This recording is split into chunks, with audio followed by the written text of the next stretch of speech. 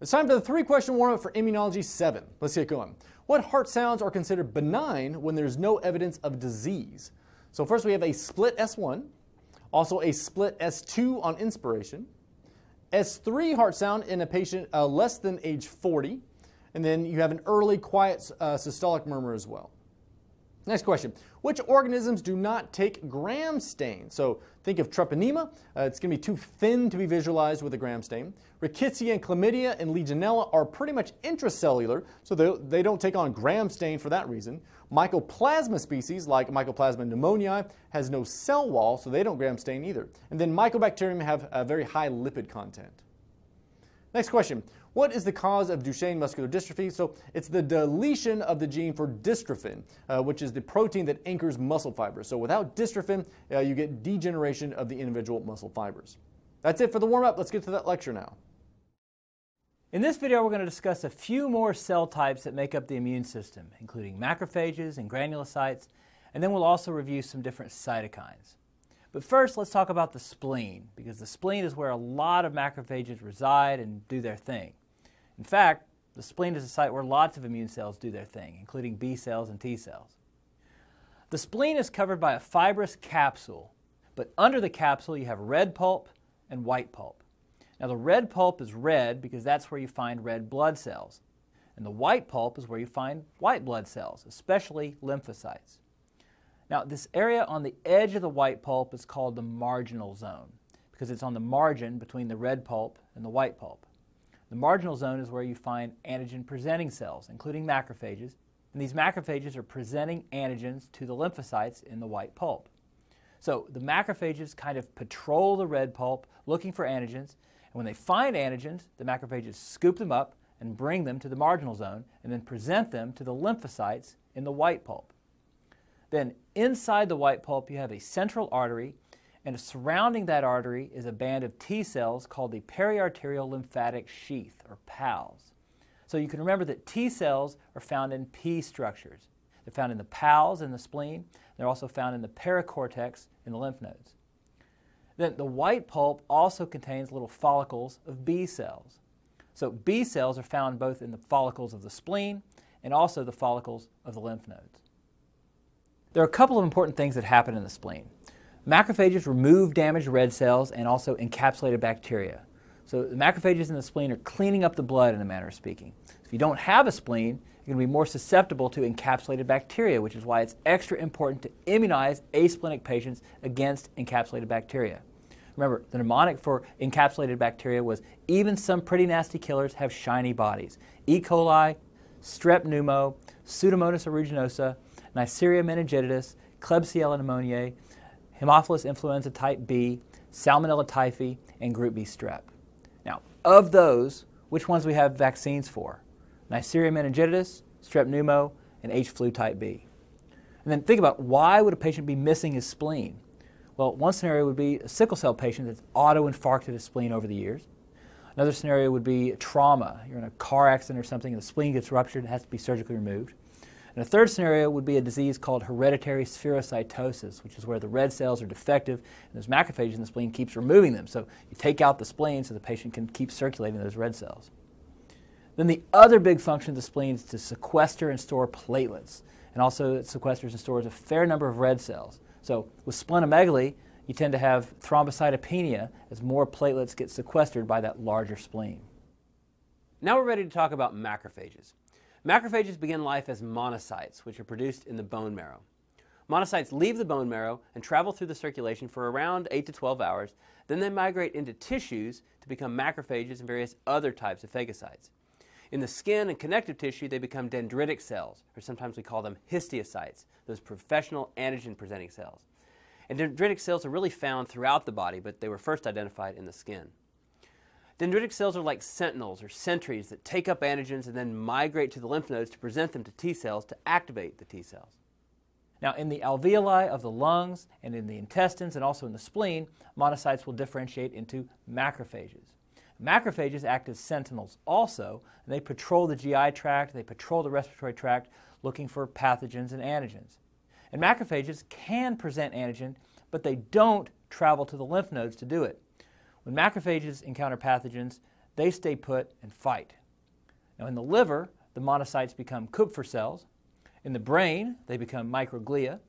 In the bone, they become osteoclasts. And in the joints, the monocytes become type A synovial cells, or type A synoviocytes. Now type B synoviocytes are similar to fibroblasts. And those are the cells that make hyaluronic acid, which is an important component of synovial fluid. But type A synoviocytes are similar to macrophages in that they clean the synovial fluid. So monocytes in the blood can differentiate into any of these different cell types depending on what target tissues they end up in. Now let's talk about one of my countrymen, the ancient and noble clan macrophage, and the roles we macrophages play in a healthy immune system. Now, like I said earlier, macrophages are sentinels or sentries, and they kind of hang out in a resting state, kind of cleaning up any debris or worn out cells, and cleaning up wounds and damaged tissues. We saw that when we talked about wound healing. But macrophages can also be activated to perform other tasks. Macrophages have a CD14 surface marker, and when that CD14 binds to lipopolysaccharide or endotoxin on gram-negative bacteria, the macrophage becomes activated. That's like the first awareness the body has that a bacterial invader has been identified. So once the macrophage is activated, it can then perform a variety of functions. One function of macrophages is to secrete acute phase cytokines like IL-1, IL-6, and TNF-alpha that mediate fever and ramp up the immune response. Activated macrophages also secrete large amounts of IL-12. We said that IL-12 is what stimulates naive T helper 0 cells to become T helper 1 cells. Another function of activated macrophages is to present antigen to T cells to make sure those T cells stay active and ready to fight. And one interesting thing is that while macrophages are stimulating T helper 1 cells, the T helper 1 cells are also stimulating the macrophages. So T helper 1 cells produce interferon gamma, and that further activates macrophages. Now that's an important detail to remember. Macrophages can be activated by interferon gamma as well as being activated by the bacterial lipopolysaccharide. Macrophages have another surface marker called CD40, which is part of the co-stimulatory signal that T helper 1 cells use to make macrophages more sensitive to interferon gamma. And that CD40 interaction is the same way that T cells stimulate B cells. So we've mentioned two functions of activated macrophages: to secrete cytokines that ramp up the immune system, to present antigen to T cells. But then another important function of macrophages is phagocytosis of bacteria. So we mentioned the phagocytosis of cellular debris, but macrophages can also phagocytose bacterial invaders. So we talked about how opsonization with IgG or C3b makes things taste better to the macrophages, like dipping the bacteria in chocolate sauce. So macrophages are motivated to phagocytose bacteria that are opsonized or coated with IgG or C3b. Then, once those bacteria have been internalized, the macrophage digests the bacteria in a lysosome by generating oxygen-free radicals using NADPH oxidase. Now, macrophages can also kill invading bacteria without phagocytosing them using antibody-dependent cell-mediated cytotoxicity, or ADCC. And finally, we've said that macrophages contribute to chronic inflammation by forming granulomas, where they combine, several macrophages together combine to form those multinucleate giant cells, and those secrete vitamin D. Now let's talk about granulocytes. Granulocytes are white blood cells that release granules of preformed chemicals, like cytokines or chemicals that they use to neutralize or kill pathogens. So there are four basic types of granulocytes: eosinophils, basophils, neutrophils, and mast cells. Now the good news is that there are just a few high-yield details about these that you need to know for step 1 or level 1. The main thing I want you to know about eosinophils is the differential diagnosis when you see a patient with a high eosinophil count in the peripheral blood, which we call eosinophilia. So look at number 5 in your study guide. So the brand new mnemonic we have this year that a student sent us is Canada P. So C is for collagen vascular disease, polyarteritis nodosa, dermatomyositis, that sort of thing. Our first A is for atopic diseases: allergies, asthma, Churg-Strauss disease, which is associated with asthma. Allergic bronchopulmonary aspergillosis can cause eosinophilia. Remember, allergies are associated with IgE, and you can link IgE and eosinophils in your mind. The N is for neoplasm. So eosinophilia can be seen with several different malignancies. The A is adrenal insufficiency, which is also known as Addison disease. The D is for drugs, including NSAIDs, penicillin, and cephalosporins. The third A is for acute interstitial nephritis, sometimes called drug-induced nephritis, sometimes called allergic interstitial nephritis. So you can think of drugs and allergies causing eosinophilia, and they can also cause allergic interstitial nephritis or drug-induced interstitial nephritis. Here's a kidney biopsy from a patient who started on a new antibiotic, and then a couple of days later, her kidney started shutting down. They had to do a renal biopsy. And on this renal biopsy, you can see all this inflammation in the interstitial areas. So here are the tubules, and then there are tons and tons of inflammatory cells in the interstitium, and you can see all these pretty red eosinophils. Those eosinophils suggest that this was an allergy to the drug that caused this.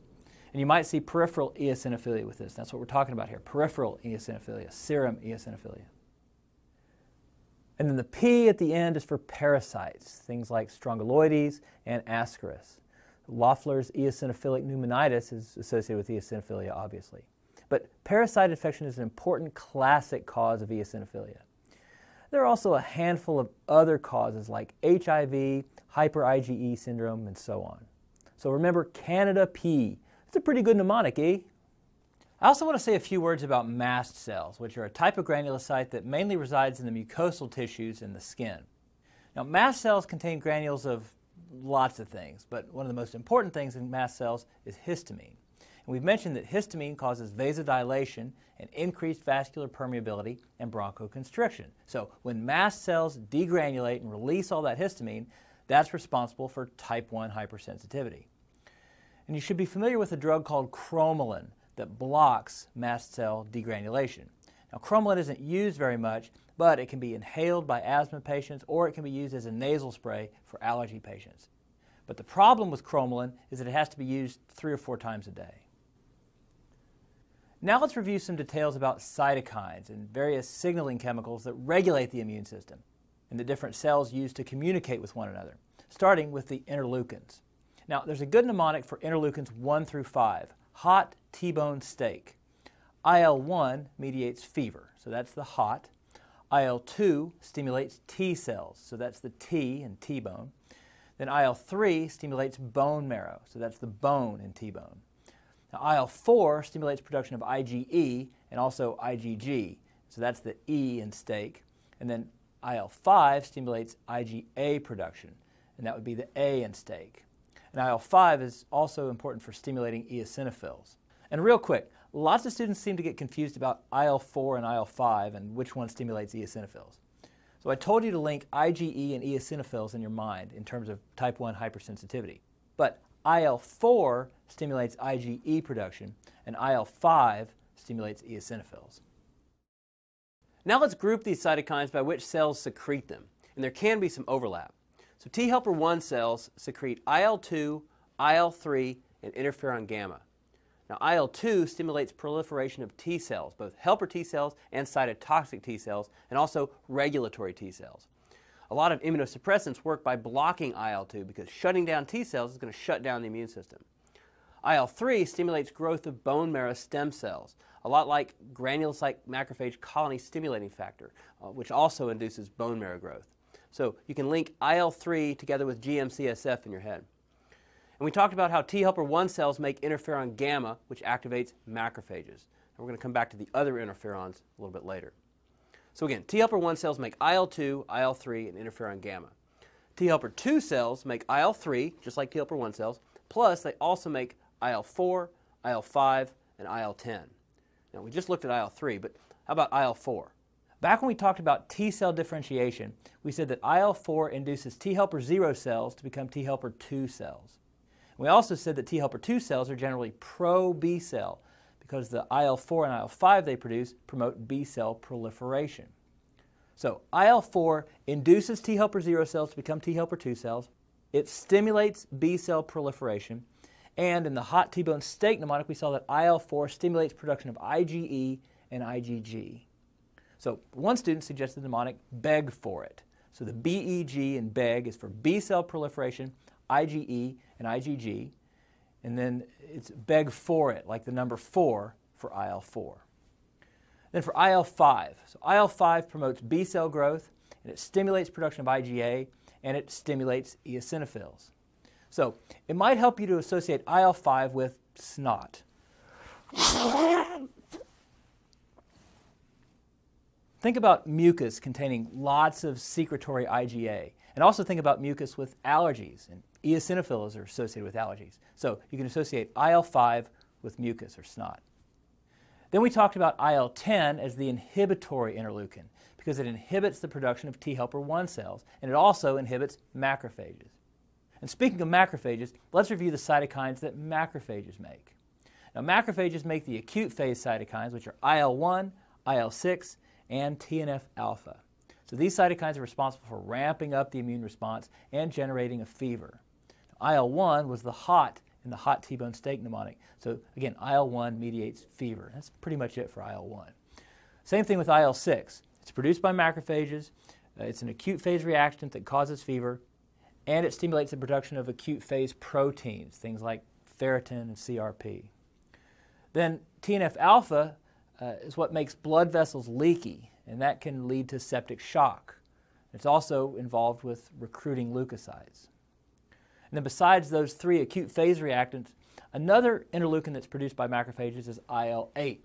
Now I want you to know that IL-8 is a major chemotactic factor for neutrophils. So there are 3 substances you should think of as neutrophil chemotactic agents. One of them is IL-8. When we talked about complement, we mentioned that the complement protein C5a is important for neutrophil chemotaxis. And the third one is leukotriene B4. So interleukin 8, C5a, and leukotriene B4. Group all those together in your head as substances that attract neutrophils. And then the last macrophage-derived interleukin is IL-12. Now, IL-12 is what induces T helper 0 cells to become T helper 1 cells.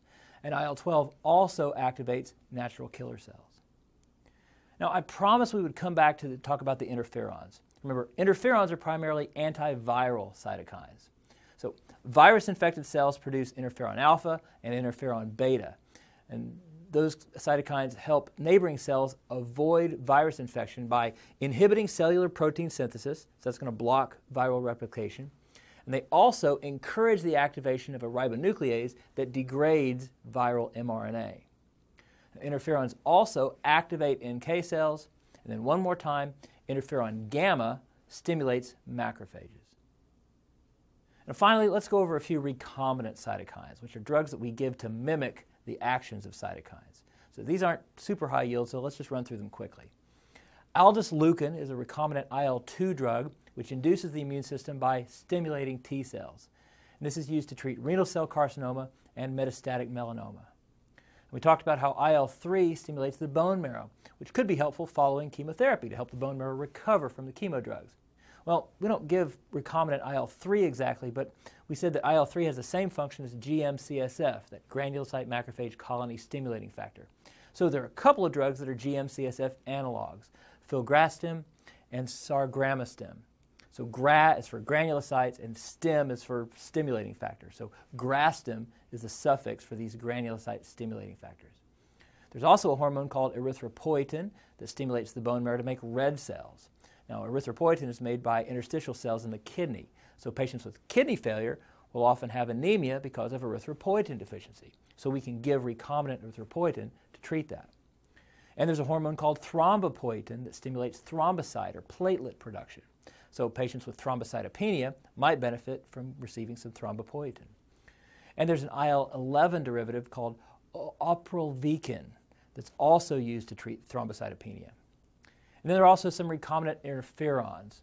So recombinant interferon alpha is used to treat genital warts, hepatitis B and C, Kaposi sarcoma, hairy cell leukemia, and also melanoma. And then interferon beta is used to treat multiple sclerosis. And interferon gamma is used to treat chronic granulomatous disease, which is where phagocytes like macrophages and neutrophils don't have NADPH oxidase. So you're trying to stimulate macrophages by giving interferon gamma. So now it's time for the end of session quiz. So go ahead and answer those questions, and then we'll go through the answers. All right, first question. What cytokines match each of the following statements? Produced by T helper 1 cells, that's IL-2, IL-3, and interferon gamma. Produced by T helper 2 cells is IL-3, IL-4, IL-5, and IL-10. Promotes growth and differentiation of B cells, that's IL-4 and IL-5. Promotes growth and activation of eosinophils, is IL-5. Remember, that's associated with mucus or snot. Pyrogens secreted by macrophages include IL-1 and IL-6. Enhances synthesis of IgE and IgG. That's IL-4. Remember, the E and the G in beg for it stand for IgE and IgG. Enhances synthesis of IgA is IL-5. Remember, secretory A is found in snot or mucus. Mediate inflammation. So those are going to be the acute phase cytokines, IL-1, IL-6, and TNF-alpha, which are produced by macrophages. Secreted by T helper 1 cells and activates macrophages is going to be interferon gamma. So make sure you remember interferon gamma is the macrophage activating cytokine. And then secreted by T helper 2 cells and inhibits macrophage activation is IL-10. Inhibits production of T helper 1 cells is IL-10. Inhibits production of T helper 2 cells is interferon gamma. Released by virus-infected cells, we said that was interferon alpha and interferon beta. Supports growth and differentiation of bone marrow stem cells. It's going to be IL-3. Remember the hot T-bone steak? IL-3 is the bone. And then supports T-cell proliferation, differentiation, and activation. That's IL-2. So that's the T in hot T-bone steak. And the last question, what is the function of macrophages in the spleen? So these macrophages remove encapsulated bacteria and they remove dysfunctional red cells. All right, that's it for Immunology 7. I'll see you next time.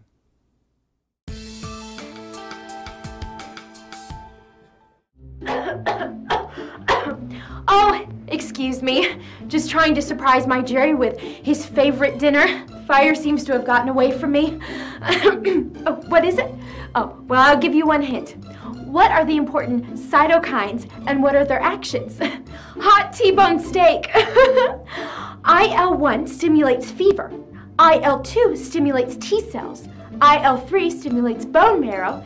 IL-4 stimulates IgE production.